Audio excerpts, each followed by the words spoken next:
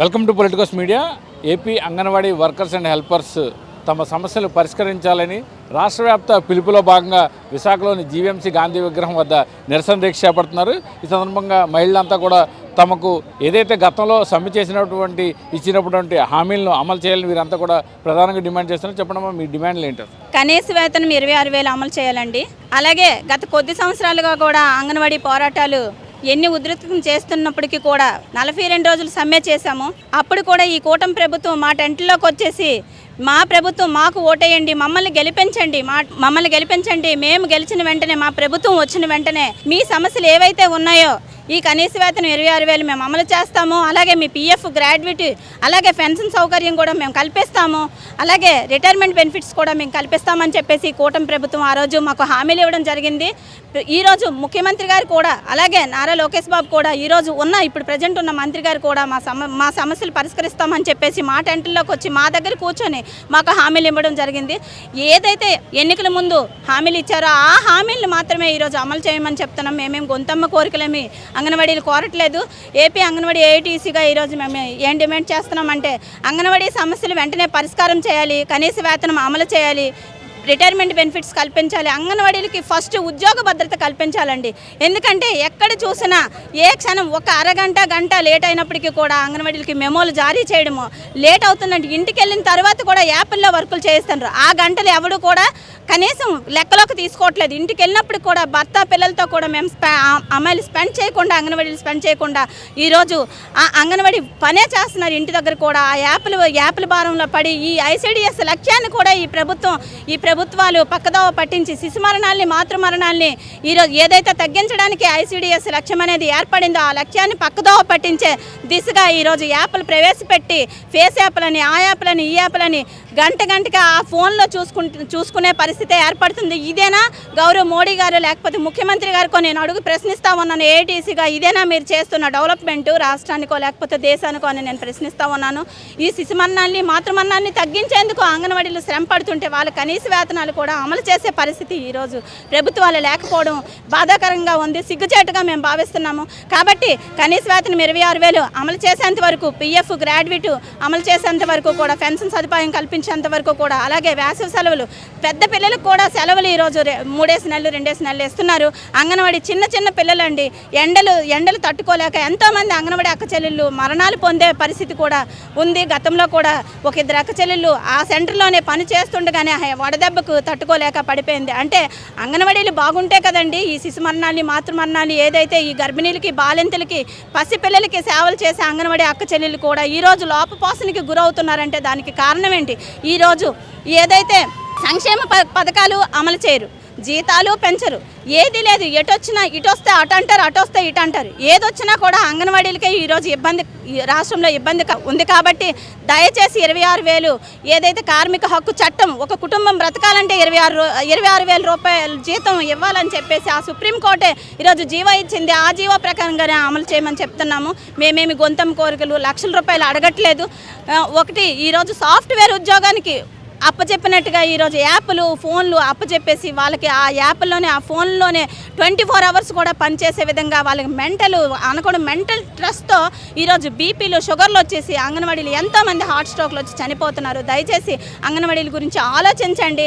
ఈరోజు నిర్మాణం ఎలా మొదలవుతుంది? గర్భిణీ బాలింత పసిపిల్లల దగ్గర నుంచే కదా నిర్మాణం మొదలవుతుంది. ఆ నిర్మాణానికే కారణమై వాళ్ళ బాగోగులు చూసుకునే అంగన్వాడీ అక్క చెల్లెలకి ఈరోజు బాగులేదంటే ఈ రాష్ట్రం కూడా బాధపడుతుందని చెప్పేసి నేను డిమాండ్ చేస్తున్నాను. దయచేసి అంగన్వాడీలకి కనీస వేతనం అమలు చేయాలి, సెలవులు ఇవ్వాలి, అలాగే పిఎఫ్ గ్రాడ్యుయేట్ ఏదైతే ఉందో అది వెంటనే అమలు చేయాలి. అమలు చేసినంత వరకు మేము ఈ ఉద్యమం ఆపమని చెప్పేసి సభాముఖంగా తెలియజేసుకుంటున్నాను.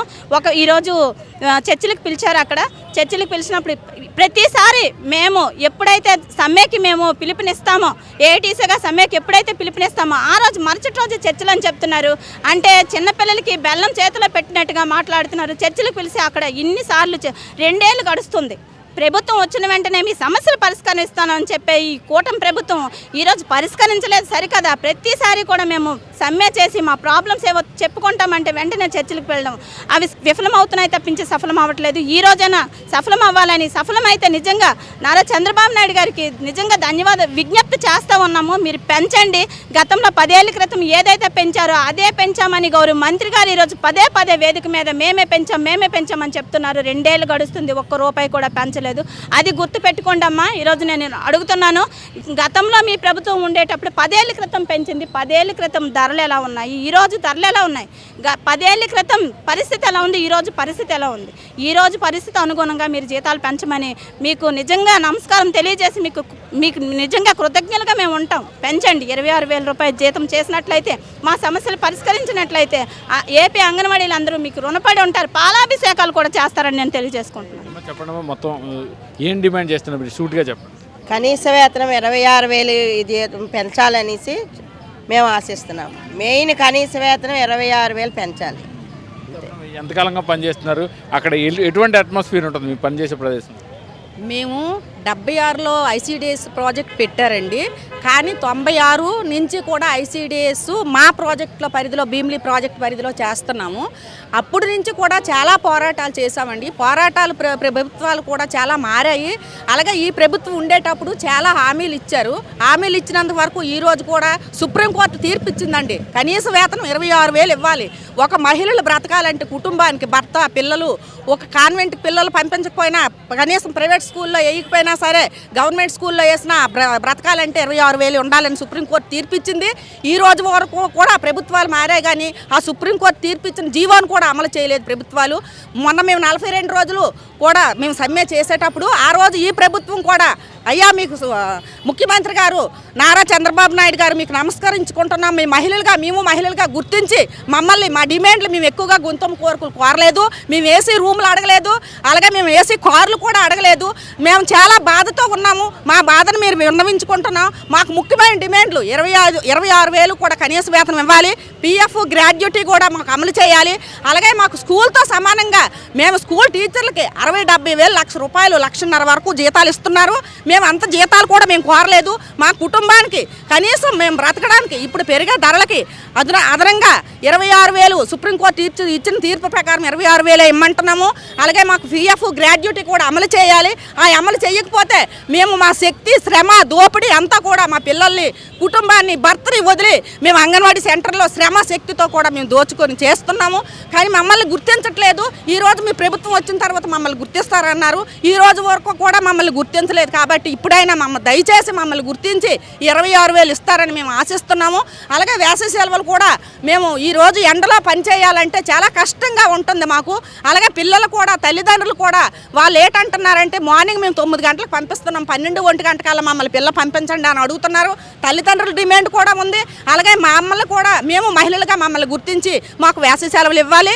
అంతేకాదండి, ఇప్పుడు శిశు సంక్షేమ పథకాలు ఇప్పుడు రూరల్కి, అర్బన్కి వేరువేరుగా పెడుతున్నారు. అది కూడా పెట్టకూడదు. ఎందుకంటే సమానంగా వేతనం 11,500 ఇచ్చేటప్పుడు వాళ్ళకి వేరేగా వీళ్ళకి వేరేగా ఉంటున్నారు.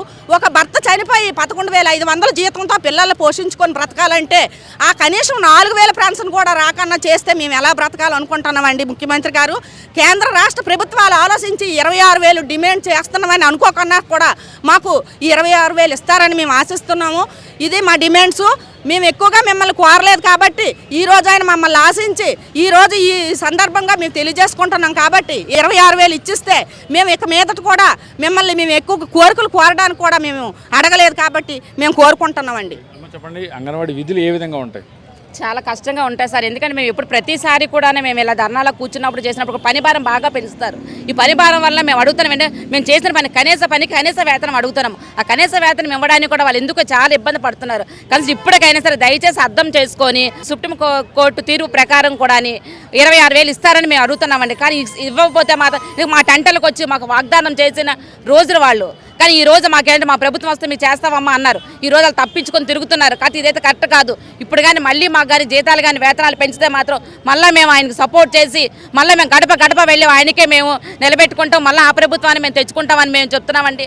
కానీ మాకు వేసవి సెలవులు కావాలి అనకూడదు. కానీ సూపర్వైజర్ లేకపోయినా సరేను సూపర్వైజర్ వర్కులు కూడా మేమే చేయవలసి వస్తుంది. ఎంతో పెండింగ్లు ఉన్నాయి, ఎంత 164 పెండింగ్లు ఉన్నాయి.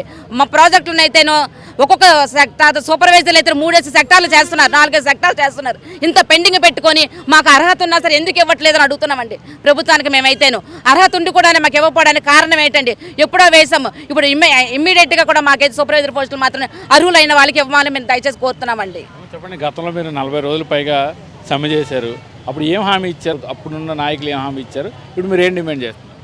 మేము గత 42 రోజులు స్ట్రైక్ చేసేటప్పుడు ఇప్పుడుండే కూటమి ప్రభుత్వం వాళ్ళు అప్పుడు మా టెంటల దగ్గరికి వచ్చి, అమ్మ ఈ ప్రభుత్వం మిమ్మల్ని చాలా బాధలు పెడుతుంది, మిమ్మల్ని చాలా హింసలు పెడుతుంది, అదే మన ప్రభుత్వం వచ్చినట్టుగా అయితే మీ బాధలన్నీ తీరుస్తాము, మీ జీతాలు పెంచుతాము, మీ కష్టాలన్నీ తీరుస్తాము, మీ సమస్యలన్నీ పరిష్కారం చేస్తాము అని చెప్పారండి ఇప్పుడుండే కూటమి ప్రభుత్వం వాళ్ళు. ఇప్పుడు ఈ కూటమి ప్రభుత్వం వచ్చిన తర్వాత మా అంగన్వాడీలకి కొన్ని జీవాలు అయితే ఇచ్చారండి. కానీ మెయిన్ మా డిమాండ్ కనీస వేతనం 26,000 రూపాయలు ఇవ్వాలి. అలాగే మే నెలంతా కూడా మాకు వేసవి సెలవుల జీవో అనేది ఇవ్వాలి. పిఎఫ్, ఈఎస్ఐ, మెడికల్ కూడా మాకు కావాలి అంగన్వాడీలకి. అలాగే అంగన్వాడీలు ప్రభుత్వ ఉద్యోగులుగా గుర్తించాలి.